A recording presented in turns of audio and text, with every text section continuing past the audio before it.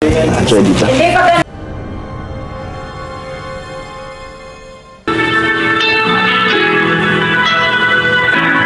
Lagi ka sa isip ko, O Danjoy ng aking puso. Ayun na guys, muli nagbabalik po ang inyong lingkod. Ayan, good morning, good evening at mega love shoutout po sa inyo lahat, sa lahat ng ating mga minamahal na viewers. Naku, muntik ka na mahuling. Kalikaptan, muntik ka na.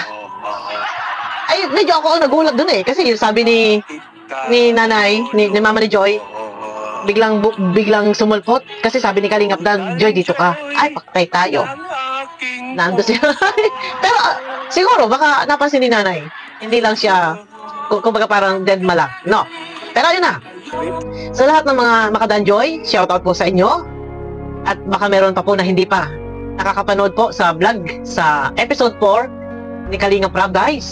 Yan, nood na po sa mga hindi pa nakakapanood. At talaga naman, grabe maghahalo ang inyong kilig, ngiti.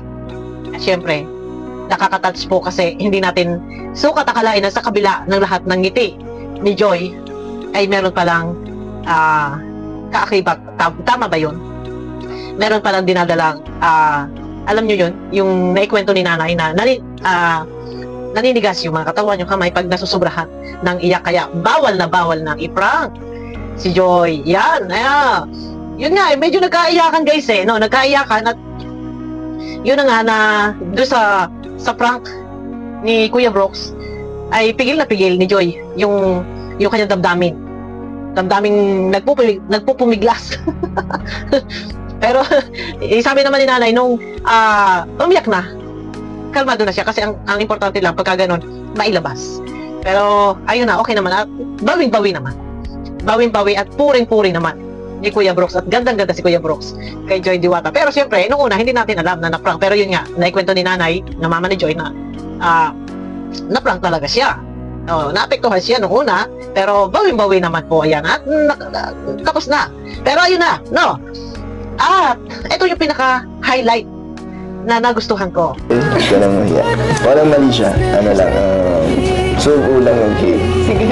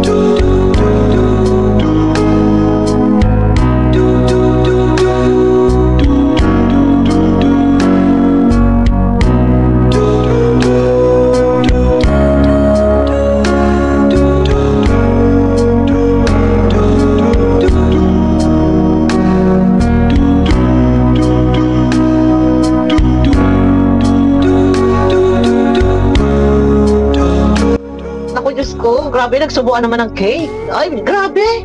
Napaka-sweet. Napaka-swerte ni Joy na si Kalingap Dan yung kanyang partner at napaka-swerte din po ni Kalingap Dan na si Joy yung kanyang kapartner. Kasi pareho silang single, pareho silang available, parehong pogi at maganda, parehong maputi, parehong laging nakangiti. Ay, saan pa kayo? Di ba? Isang kutsara lang ang kanilang ginamit.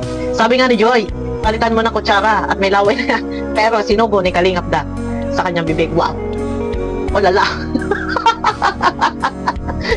nakakatuwa naman. Ito yung part na nakakakilig talaga. Natawa ako doon sa sinabi ni Kalingap Dan, Joy, dito ka.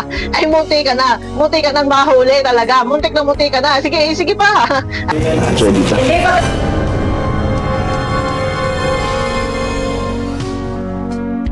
Joy, dito. Hindi pa ganun. Ang gawin nyo sa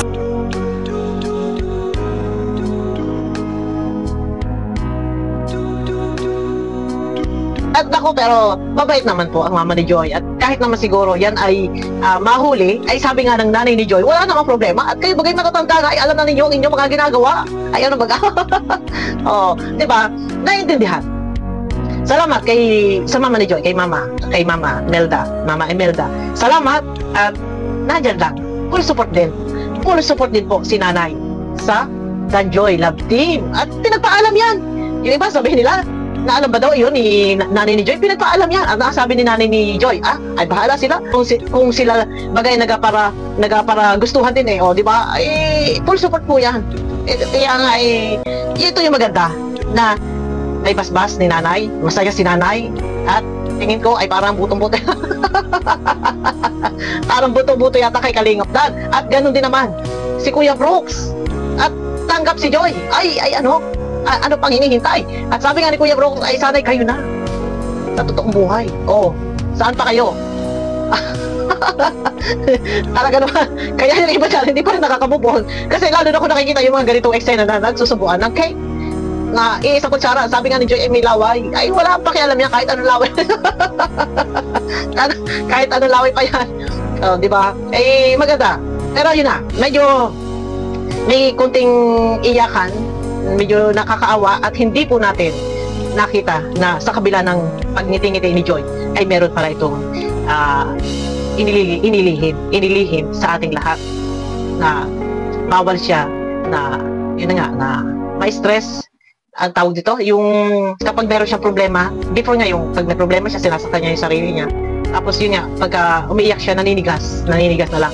Hindi natin alam guys, no, na hindi siya yung tao na sinasamantala yung panahon, yung pagkakataon na parang, ang tawag dito, naghahanap ng pansin, sasabihin na ganito, may sakit ako. Pero siya wala, baliwala yan sa kanya dinedma. Pero ayun na, nakakatuwa at talaga naman, ay halo-halo ang ngiti, ang kilig, kakaiba yung dating nila.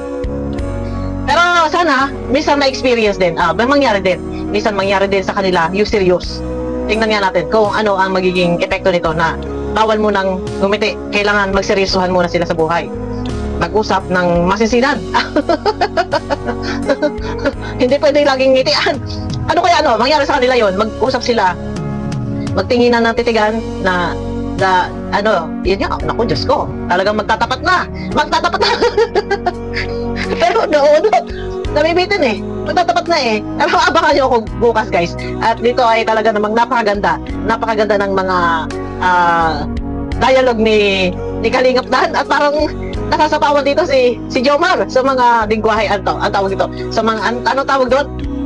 Sa mga diskarte, sa mga pagsasalita ni Kalingap Dan, yung nakakakilig, medyo parang naanuhan nito si Jomar, nasapawan si Jomar, pero wala naman sapawan guys. Kaya lang, nakikita ko yung sa pag-atake ni Jomar, ay parang nahihigitan ni Kalingap Dan. Nako, Diyos ko, grabe na ito guys, no? Pero, ayun na, nakakatuwa naman, kasi mayroong part 4, kailan yung part 5, baka, sana hindi. Sabi na iba, nabibitin daw. Bitin yan, meron ding nagsasabi na nakakabitin naman. Ayun na, kasi yung sa panghuli, yung part na sila ay nagsubuan ng cake, nagkwentuhan, nag-uusap, tapos yun na, nagbigay ng mga pagmamahal, yung mga bigay ng mga esposo, medyo nabitin yun. Dapat siguro ang gusto nila ay mahaba, abutin ng 1 oras.